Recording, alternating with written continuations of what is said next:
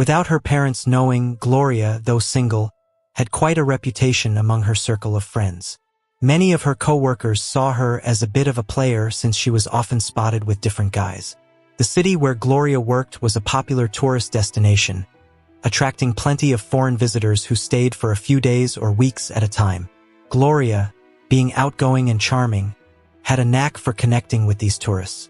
At the restaurant where she worked, she would often strike up conversations with foreign customers, which sometimes led to more intimate encounters, often lasting no more than a night. Hello and welcome to our channel. Today we're diving into another chilling real-life story from around the world. This time, our journey takes us to Mando City in Cebu Province, Philippines. It's the story of a husband and wife who, despite being blessed with great wealth after marriage, struggled to find harmony in their relationship. The husband's inability to fulfill certain important needs left room for the wife to stray behind his back. What's the full story behind this unsettling case? Stay with us as we uncover the details and dive deeper into what really happened.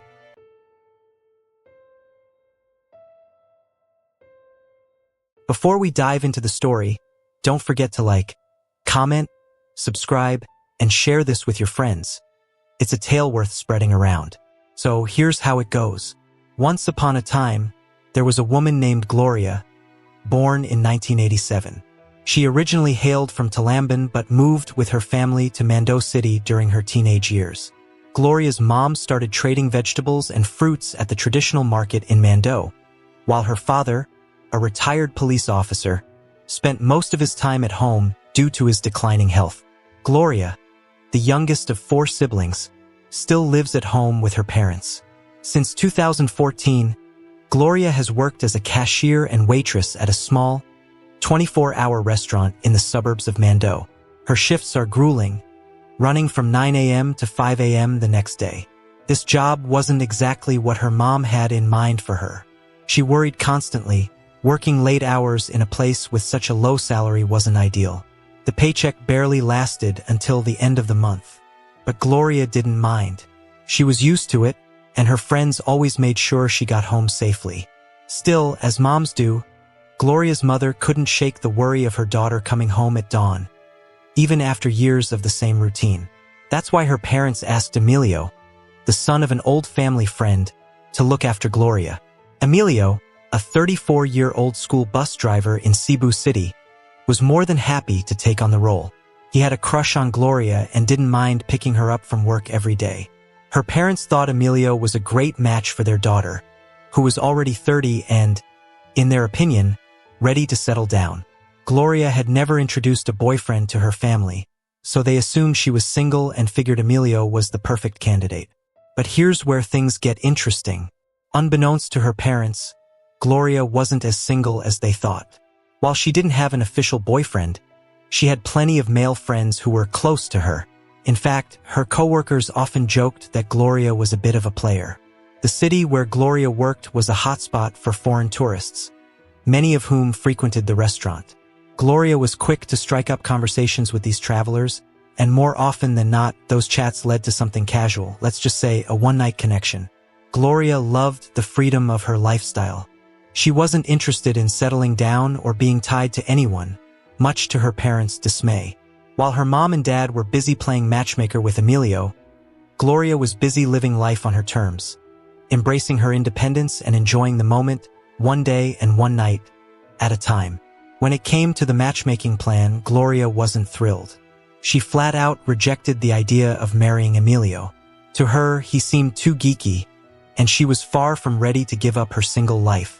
But her father, despite his frail health, kept pushing her to reconsider. Her mother, with her short temper, made things even harder to resist. Feeling cornered, Gloria eventually gave in. For 6 months, her parents bombarded her with endless questions and nudges about the marriage. Finally, Gloria relented, but she set one condition.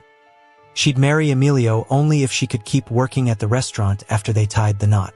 Her parents and Emilio agreed, and the wedding took place in September 2017. Fast forward to married life, Gloria discovered something surprising. Emilio owned a big, beautiful house he'd inherited from his parents. It even had a swimming pool. Plus, he had significant savings. While his younger sister still lived there, Emilio was the sole heir to everything. Gloria couldn't believe it. She started to think maybe Emilio worked as a school bus driver just to pass the time because he didn't need the money. Her reluctance to marry him began to fade, replaced by excitement. She found herself smiling more and more. Just 2 months after the wedding, Gloria decided to quit her job and embrace the life of leisure as a stay-at-home wife. However, being the mistress of a large house wasn't as fulfilling as she had imagined. Gloria felt a strange emptiness in her marriage. Emilio, for all his stability and kindness, lacked the spark she craved. She quickly grew bored of his predictable demeanor. Having been used to a life full of excitement, challenges, and unforgettable experiences, Gloria now found herself stuck with a quiet and unremarkable husband. She confided in her mother, who encouraged her to be patient, reminding her that Emilio worked long hours as a driver and was probably just tired or stressed from dealing with daily traffic. But as the months passed, Gloria started doubting her mother's advice. It wasn't just fatigue, something else was missing. She often found herself feeling dizzy and restless, staying out late at night more and more frequently. Meanwhile, her mother, noticing the cracks in their relationship, suggested that Emilio try therapy. Surprisingly, he agreed and began visiting a traditional healer to undergo herbal treatments aimed at improving his vitality and energy in mid-March 2018. While accompanying her mom to the Mando City traditional market, Gloria crossed paths with a man named Adnan. He worked as a parking attendant near an ATM. Adnan, originally from Bangladesh, had been living in the Philippines for 5 years. The two hit it off immediately. Their conversation flowed so naturally that Gloria found herself making more frequent trips to the market. Not just to visit her mom, but to see Adnan too. She felt like he might be the cure for the restlessness she'd been feeling. When Adnan mentioned he was a widower, Gloria's interest grew even more. Wanting to connect on the same level, she told him she was a widow too. Before long, Gloria and Adnan were in regular contact, and it didn't take long for people to notice they were dating. Word spread quickly, eventually reaching Gloria's mom. Upset and protective, her mom forbade her from going to the market anymore. But as we all know, love finds a way. Gloria and Adnan simply started meeting elsewhere. 3 months into their relationship, the secret came crashing down. Emilio, Gloria's husband, found out through a friend who tipped him off. Furious, Emilio confronted Gloria and discovered private messages between her and Adnan. Devastated, he marched over to her parents' house to complain. That's when Gloria broke down and admitted she'd been unhappy in their marriage, feeling neglected and unsatisfied with how Emilio treated her. Despite being deeply hurt, Emilio couldn't bear the thought of losing Gloria. He was completely captivated by her, blinded by the charm that had won his heart. Instead of walking away, he begged her to stay.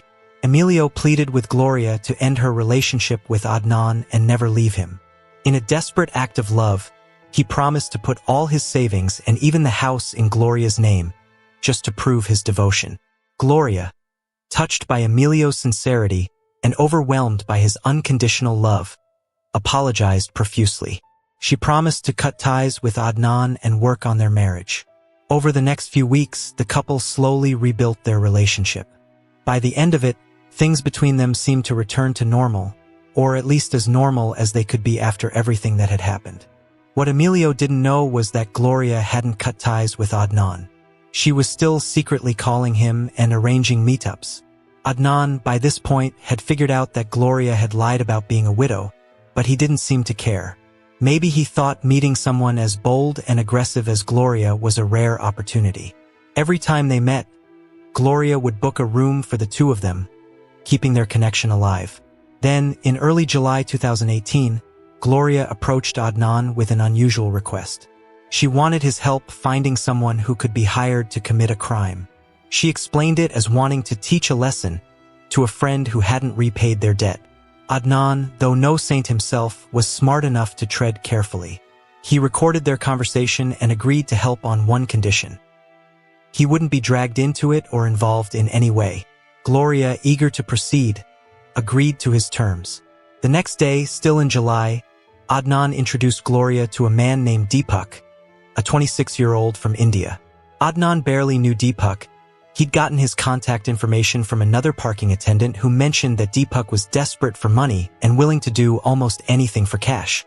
Gloria and Deepak soon connected and began plotting something far worse than just teaching a lesson. The plan unfolded in mid-July 2018. It was around 10 p.m. when Gloria took her husband, Emilio, out for a stroll through the night market. They eventually stopped at the city park for some fresh air. As they stood there, Gloria excused herself, saying she needed to use the restroom.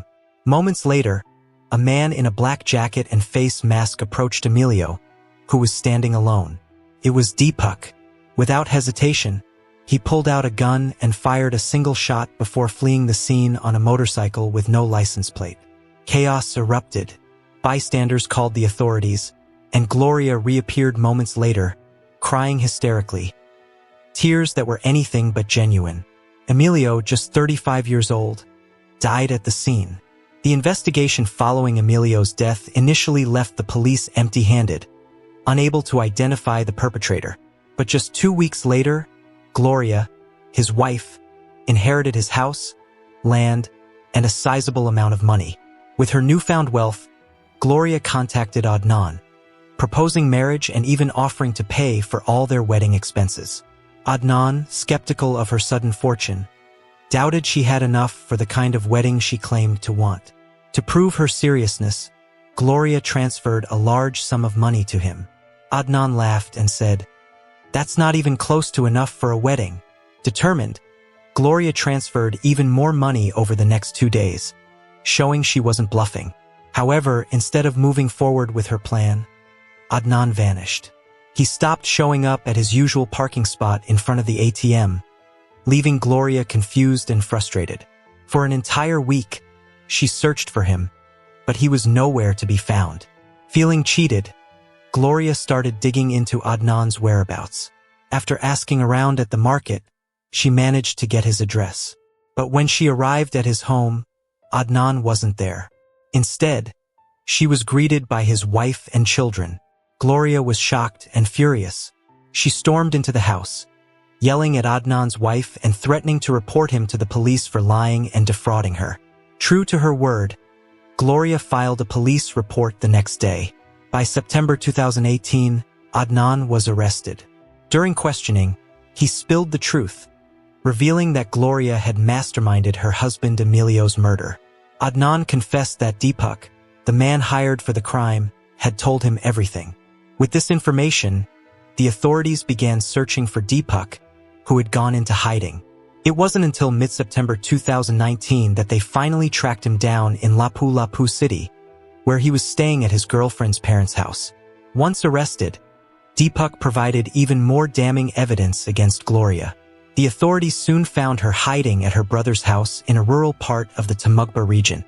Though she initially denied knowing Deepak, the young man had kept every message from their conversations. Confronted with irrefutable proof, Gloria was arrested, though she refused to confess. During the trial at the Mando City High Court, Deepak admitted to being paid 40 million rupiah to kill Emilio. Gloria had only paid him half, promising the rest after she married Adnan.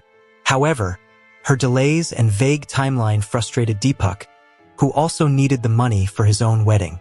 Feeling betrayed, Deepak shared everything with the court. Cornered, Gloria finally confessed, stating that her marriage had been deeply unhappy and that Emilio wasn't the man she had expected him to be. Yet, she didn't want a divorce, she wanted his inheritance. For Gloria, the only solution was to eliminate her husband. In January 2019, the court found Gloria guilty of premeditated murder, sentencing her to life in prison. Deepak, who had initially been handed the same sentence, had his reduced to 15 years. As for Adnan, while he maintained he had no involvement beyond introducing Deepak to Gloria, his role and the fraud involving Gloria's money landed him a 3-month prison sentence. What lessons can we learn from this story?